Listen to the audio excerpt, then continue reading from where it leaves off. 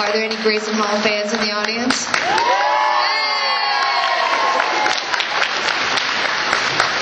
Well, thank you, Jim. I'm glad to be here today to talk about my book. And you want to talk about a hard act to follow, the auction of the Barnabas portrait.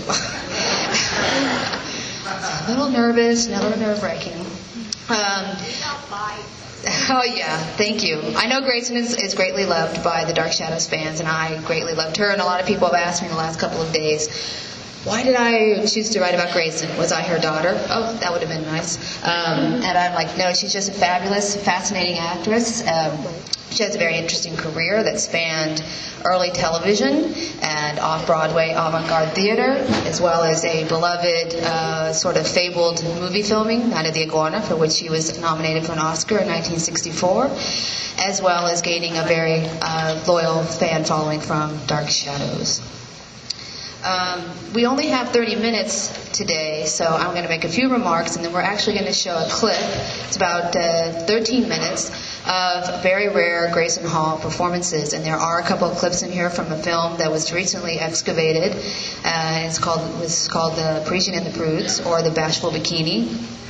It was never distributed because it was mistaken for a nudie prudie. I don't know if any of you know what that kind of genre is. But I wanted to say a few thanks to people from Dark Shadows who helped me along the way with this book, and namely Jim Pearson and Nancy Kersey, and particularly Nancy Barrett, who's going to come out a little bit later, hopefully, if they release her from upstairs, to read from the book. Nancy and Grayson became lifelong great friends on Dark Shadows and were very close until Grayson passed away. Also, I'd like to thank Craig Hamrick for helping me on the photo layouts in the book, and for this incredibly beautiful and fabulous cover, Stuart Manning. And I also like to thank Steve Shutt, who dreamt of this project many years ago and gracefully handed it over to me a year and a half ago and allowed me to do a whole lot of research on my own and to finish the book. Also, not here, but thinking of you all, are Sam and Matthew Hall. They had long-standing familial commitments and couldn't be here this weekend, but they did help me a great deal with the book. If you look at it, you'll see a lot of previously unreleased personal family photos.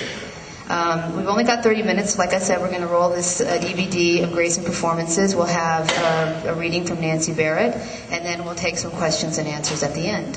So can we go with the DVD? Relocate to California after the Oscar nomination. Even her mother wondered, because her mother did, in anticipation of her doing so. But Grayson had lived in California with her first husband, and that's one of the things that hasn't been publicly discussed. It wasn't a secret amongst her friends, but it was never in a lot of publicity materials, that she'd been married in the 40s to a gentleman named Ted Bradbart, professionally known as Ted Brooks. And they had lived in California, and Grayson did not like living in California. I think she lived there during all the blacklisting in the 40s, too. And she fit the perfect profile of somebody who was, if she had more success in her career in California, who might have been blacklisted. She was a Russian Jew, and her family was very socially progressive in their politics. They hid out Emma Goldman when she was fleeing the government and had photographs of Eugene Debs on the mantelpieces of their homes. So she was afraid of that, is my understanding. She just didn't really like California and the scene, and she loved the theater. Bill said that she was like a combination of Auntie Mae meets Charles Addams, the Addams family. And Alexandra said she was also, Sam and Grayson, because it was all such like a family there, it was kind of like they were mom and pop with the rest of the cast. So, next. In the audience?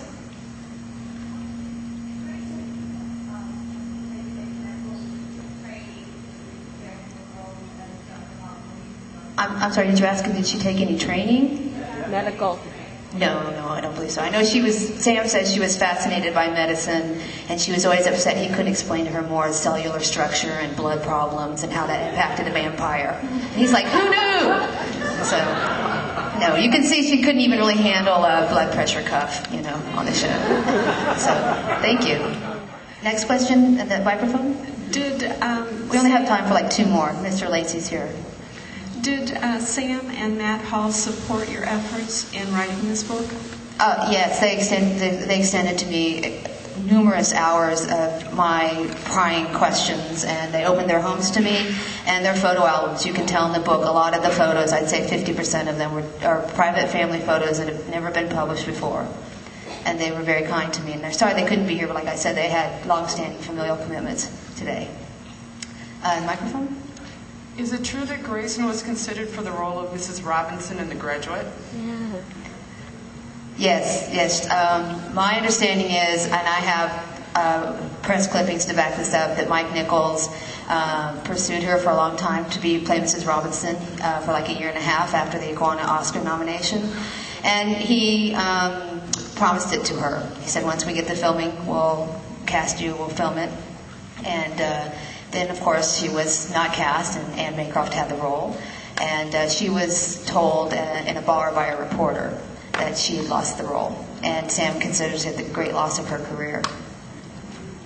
One last question. Hi, I'm a longtime Grayson fan from the 60s and belong to her fan club. And I've purchased your book. It's amazing. I'm enjoying it. But I was surprised to find out that Grayson had been married once before. Sam, is there a reason why the marriage was kept a secret for so long? She and Sam, as Sam explained it to me, they decided they actually had one date that went horribly wrong, and he left her at some bar, and they had a date. She was engaged to this other man at the same time, and this was all during World War II. And then she went. I had a second date with him like 4 years later, and when they decided fairly quickly on that second date. It ended up at the Algonquin Hotel and the beginning of their 33-year marriage. They decided to get married, and Sam's family was Protestant from Ohio and very upright. And he said to Grayson, we can tell them one of the two things about you that might be a mark on your record, which is one, you are Jewish, or two, you're divorced. And they decided that telling his family that she was Jewish was not a problem. She was just born to that. She was really never devout in her Judaism. But they couldn't tell them that she was divorced because they might consider that a character flaw. And I think it was for the fact that it was never publicized in written materials because she actually never told her in-laws that she'd been married once before.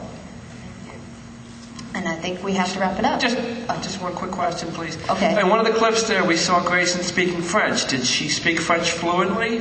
She studied French her whole life. She started in high school, and I have her high school records. She was had a very high IQ. She skipped school quite a bit, though, to come to New York to do auditions. And she started studying French in high school, and as I understand it, she took classes until the end of her life in French. Thank you, everyone. Thank you so much, Nancy.